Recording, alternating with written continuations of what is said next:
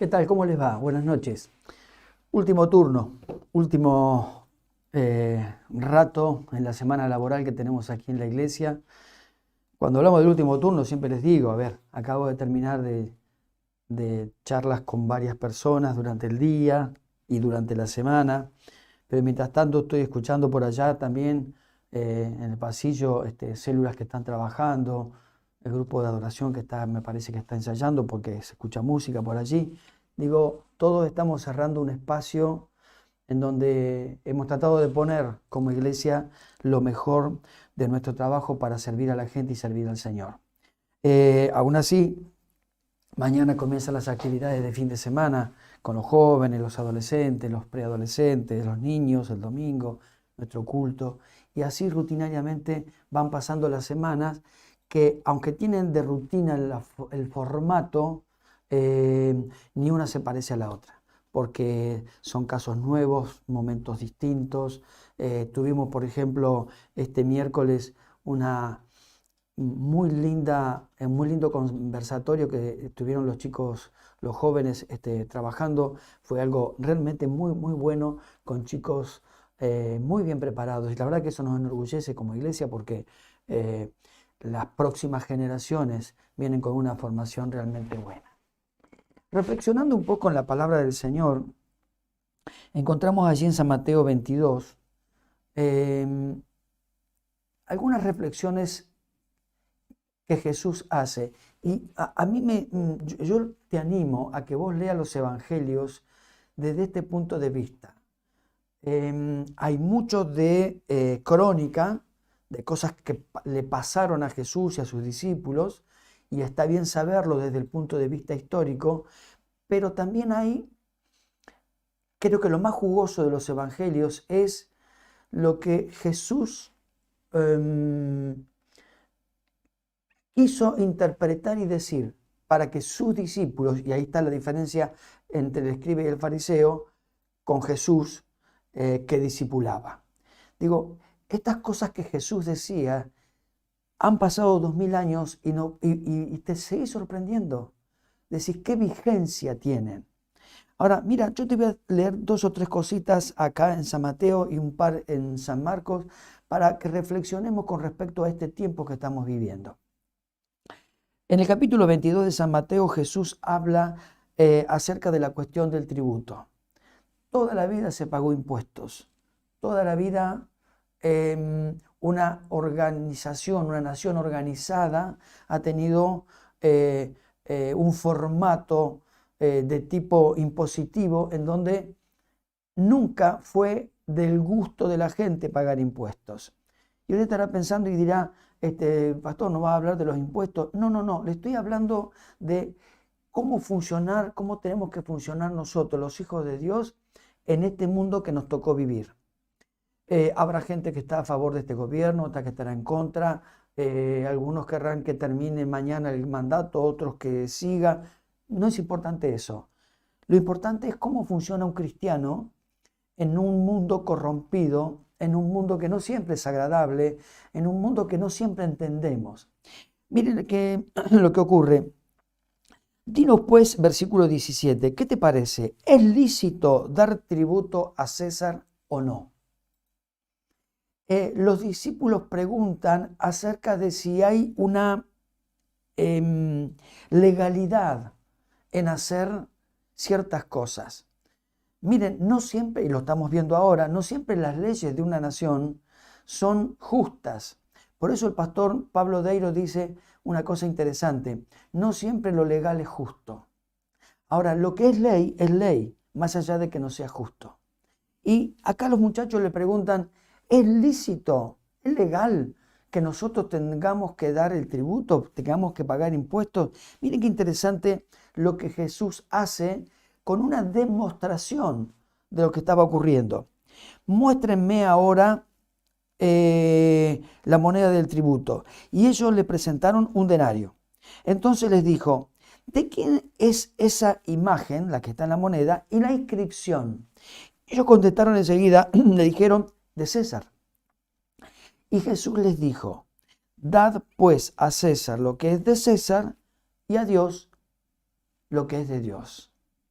A ver, tratar de mistificar, ¿sí?, lo que ocurre en un país, lo que ocurre en tu ciudad, lo que ocurre en tu entorno, eso no de Dios, buscándolo desde lo místico, o si es justo, eso no compete con lo legal. Entonces, a ver, tenés que pagar tu impuesto del auto, tu seguro, sí lo tenés que hacer. ¿Por qué? Porque es legal. Y la palabra del Señor nos dice que le demos al César lo que es del César y a Dios lo que es de Dios. Pastor, entonces, si yo pago la patente del auto, no voy a poder ofrendar este domingo. Son dos cosas totalmente distintas que no pueden dividir tu corazón. ¿Sí? A ver, una cosa es tu ofrenda al Señor, algo pactado en algunos casos delante de Él, otros casos es la primicia, es lo mejor de lo que tenés, otro tema es tu diezmo. Son distintas cuestiones con las cuales yo adoro al Señor. Y otra cosa es, después de ese orden que yo tengo allí establecido para adorar al Señor, en este caso con mi dinero, hay otra porción de mi dinero que tiene que ir para lo que es del César. Como también vos podrías decir, bueno, yo no voy a pagar la patente porque si no, no ceno esta noche. Bueno, creo que hay un tema ahí que tenés que pensarlo. El versículo 22 dice, oyendo esto, los discípulos se maravillaron y dejándole, se fueron. Terminaron de entender algo que se les había planteado durante mucho tiempo. Pasamos al capítulo 23, donde Jesús acusa a escribas y fariseos. Reflexionemos sobre esto. En el versículo 3 dice, en el 2, la cátedra de Moisés se sientan los escribas y los fariseos, Jesús les dice a sus discípulos. Así que todo lo que os digan que guarden, guardadlo y hacedlo. ¿Quién? Los fariseos. Mas no hagan conforme a sus obras porque dicen y no hacen. Volvemos otra vez a esta estructura. ¿Por qué voy a pagar impuestos si después ellos los derrochan en esto, en lo otro y lo que nos dicen los diarios? ¿Por qué voy a obedecer tal o cual ley si estos tipos se han robado, se han hecho esto, lo otro y después son justificados y están todos afuera?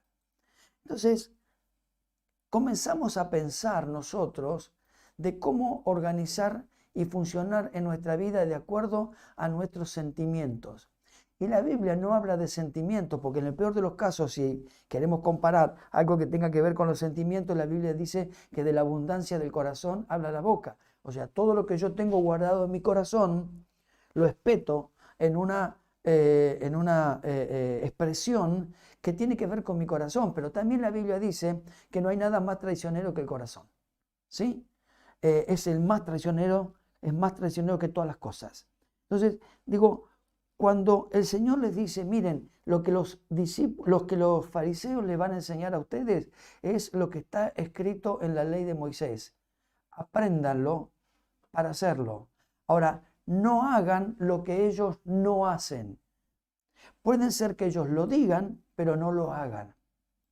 Entonces, es interesante qué es lo que a mí me corresponde hacer, qué es lo que yo debo hacer, que la palabra de Dios dice que debo hacer, más allá de si el pastor lo hace, más allá de si mi líder lo hace, más allá de si los jefes de esta nación lo hacen. El tema es, ¿qué me dice el Señor que haga? Este es el tiempo donde nosotros estamos trabajando, por ejemplo, con los 10 mandamientos. Este mes estamos hablando acerca de honrar a nuestro padre y a nuestra madre. A ver, a algunos les es fácil porque nacieron en un hogar en donde fueron cuidados, bendecidos por sus padres. Es fácil honrar y amar a ese tipo de gente. En otros casos, alguien ha sido abandonado por padre y madre de niño. Lo han criado las abuelas, las tías o cualquier otro porque han sido dados en adopción o se criaron en un preventorio o en algún lugar de esos. Bueno, a ver, la reacción hacia la honra es totalmente distinta. Y esto no se puede cortar con la misma vara, pero no cambia el tema de honrar. Avanzo un poquito más, allí donde, en el capítulo 23 de San Mateo, donde en el versículo 12 dice, porque el que me enaltece, dice Jesús, será humillado, y el que me humilla, perdón, y el que se humilla será enaltecido. El Señor está diciendo, a ver, querido, ¿dónde te paras? ¿Vos necesitas que todo el tiempo te estén poniendo en un pedestal? Cuidado, dice el Señor. Fíjese que son reflexiones que estoy haciendo compartimentadas. Hay una cierta coherencia entre todas ellas, pero van a puntos específicos de nuestra vida. A ver, ¿es necesario que a vos te estén siempre diciendo que sos un genio? ¿Que sos bueno en tal cosa? ¿Es necesario que vos siempre estés mostrando lo bueno que sos en tal o cual cosa y necesitas que te lo digan? Porque acá el Señor dice, porque el que se enaltece será humillado, mas el que se humilla será enaltecido. ¡Wow! A ver, nuestra posición es una posición de humildad. Esto no significa que vos seas un retraído, que vos no hables, que vos no expreses y haga lo que tengas que hacer. A ver, si alguien hizo este cuadro y le gusta el cuadro, capaz que ni siquiera sabes quién es el autor. ¿Sí? Sin embargo, lo que te gusta es lo que hizo.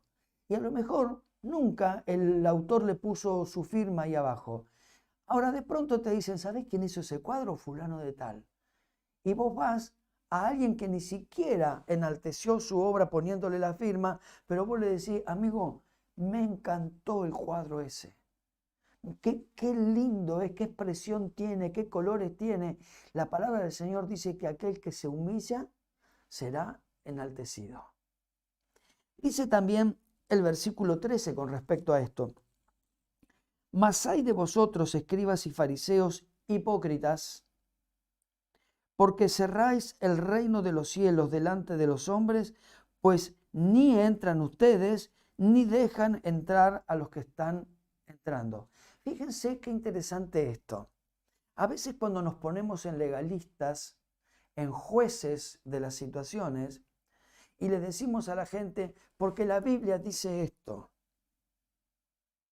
y mostramos una lista acusatoria de ley que la gente, porque no conoce a Cristo, o porque lo conoce a medias, o porque no ha profundizado en la palabra, o porque el Espíritu Santo no se les ha revelado convenientemente como para que entiendan lo que están leyendo, nosotros los ponemos en una situación de juicio, en donde cuidado, porque mira que si vos no haces esto, pim, pum, pam, te va a pasar esto y te va a caer un rayo del cielo, cosas que la Biblia ni siquiera dice, ¿verdad?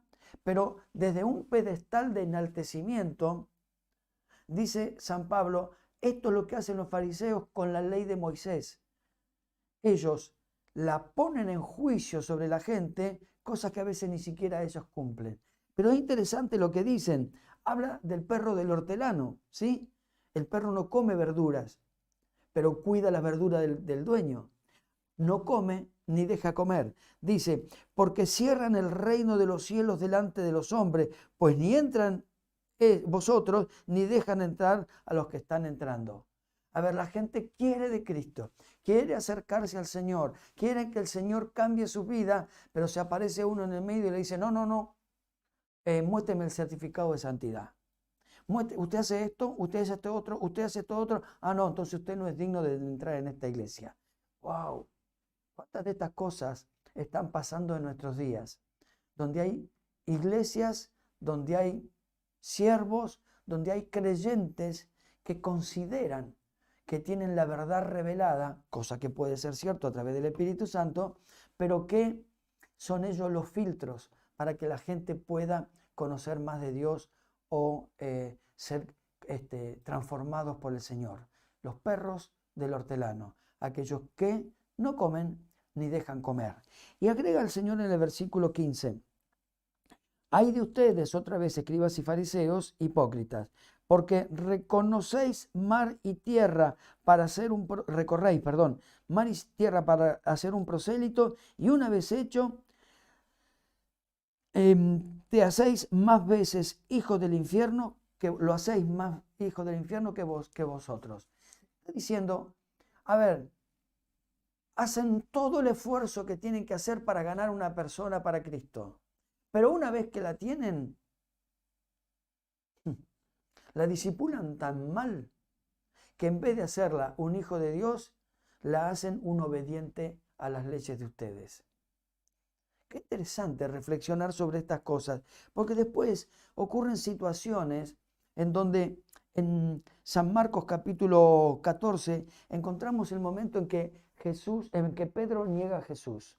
Un muchacho que estuvo 3 años al lado del Señor, que cuando el Señor les dijo a él y a su hermano, chicos, dejen las redes, dejen todo, que yo los voy a hacer pescadores de hombres, no dudaron un segundo en ir detrás de Jesús. Seguramente ni entendieron lo que era pescar hombres, porque ellos pescaban peces, ese era su oficio, pero habrán pensado, bueno, si pescamos peces, capaz que podemos pescar otras cosas.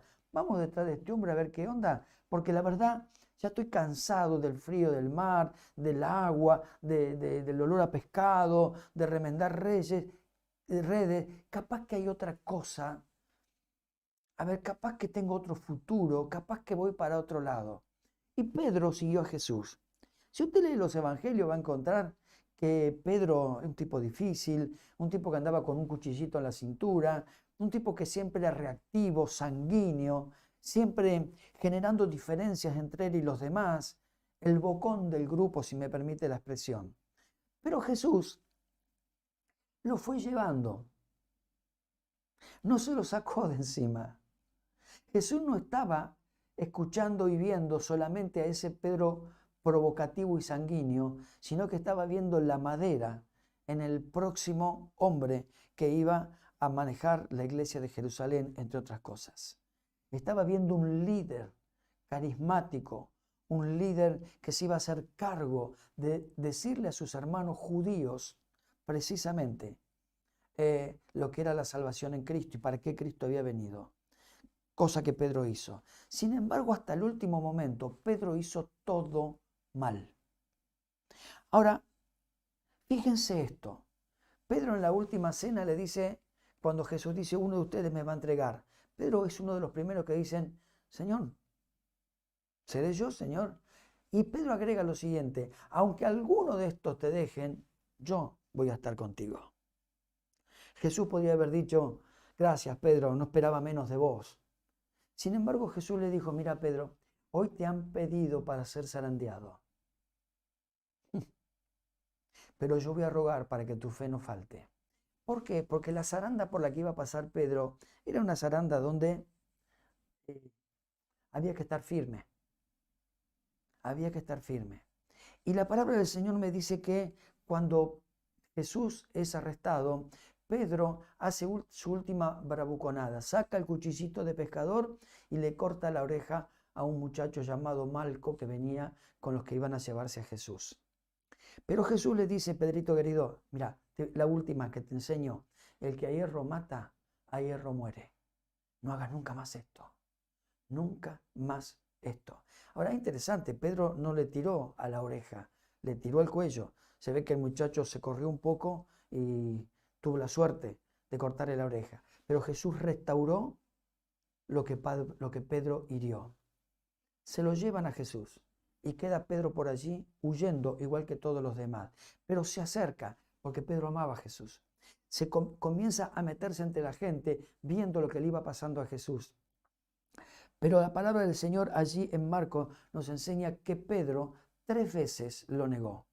Miren lo que dice el versículo 66 del capítulo 14. Estando Pedro abajo en el patio, vino una de las criadas del sumo sacerdote y cuando vio a Pedro que se calentaba mirándole, le dijo, tú también estabas con Jesús, el Nazareno.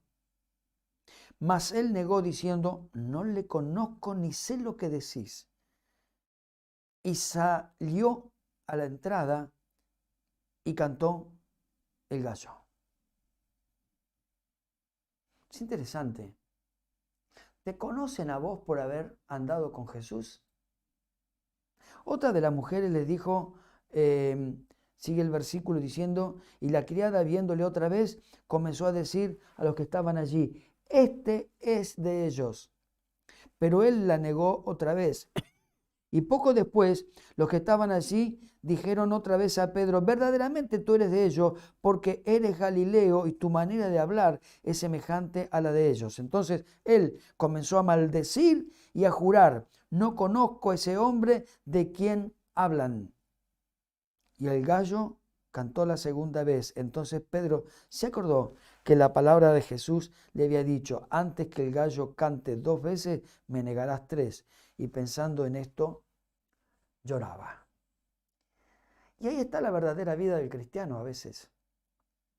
Nos llenamos la boca los domingos en las iglesias, nos llenamos la boca en nuestra célula trabajando, hablamos de Jesús por todos lados, pero donde hay que hablar no lo hacemos.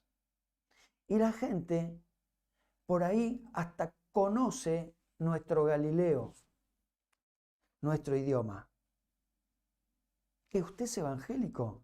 No, yo voy a la iglesia, pero en algo hay que creer, qué sé yo. No, mi mamá iba a la iglesia, así que yo algo conozco. Te conocen, saben que vos amás a Jesús. Ahora, ¿cuántas veces le hemos negado? Le hemos negado en nuestra conducta, con nuestros impuestos, ¿sí? Con nuestra manera de proceder con la gente que no conoce a Cristo. ¿Cuántas veces con nuestro yoísmo, con nuestro orgullo, negamos al Señor, que se entregó humildemente en la cruz por cada uno de nosotros? Pero menos mal, dice la palabra del Señor, que el Espíritu de Dios intercede por nosotros delante del Señor. Porque si no fuese así, Pedro hubiese fallado ese día y hubiese dicho, yo soy una porquería. Dice acá que lloró. Yo no me merezco. Acabo de traicionar a Jesús 3 veces. Acabo de negarlo 3 veces. Esto no es para mí. Pero la palabra del Señor dice, Jesús dice, yo he orado para que tu fe no falte. Y Pedro siguió a Jesús. Pedro siguió la gran comisión. Cuando llega Pentecostés, Pedro es el que se levanta delante de la multitud, y si usted lee allí en Hechos 2, usted va a encontrar un mensaje poderosísimo, duro, reflexivo, pero áspero, de parte de Pedro a la gente. Ahí Pedro podría haber terminado preso, podría haber terminado muerto por lo que dijo. Sin embargo, no tuvo temor. Fue fortalecido en el Espíritu para decir la verdad de Jesucristo. Mi pregunta es, en este último turno, como reflexión, ¿seguimos negando al Maestro con nuestros hechos? ¿Seguimos negando quiénes somos delante de Jesús con nuestras palabras? Porque la verdad es que el Señor sigue a través de su Espíritu Santo fortaleciéndonos para que nuestra fe no falte. Si somos hijos de Dios, debemos funcionar como tales. Debemos abrir el espacio del reino y no cerrárselo cuando otros quieren venir delante del Señor. Este es un tiempo de bendición, es un tiempo de crecimiento de las iglesias, es un tiempo de desarrollo de las iglesias. Dios nos ha permitido durante la pandemia y en esta pospandemia poder acercarnos a la gente que la pasó muy mal, gente quebrada, matrimonios destruidos, hijos destruidos, gente que ha empezado a tener adicciones, gente con complicaciones. Hermano querido, amigo querido, lo que necesitamos es decirle a la gente que Jesús es la solución. Ahora, para eso no nos podemos avergonzar de que nosotros también hablamos Galileo. Entiéndase, hablamos lo que Jesús hablaba. Que Dios te bendiga. Te dejo esto para que reflexiones y para que lo pienses en oración delante del Señor. Ha sido una buena semana. Vamos a tener un muy lindo fin de semana.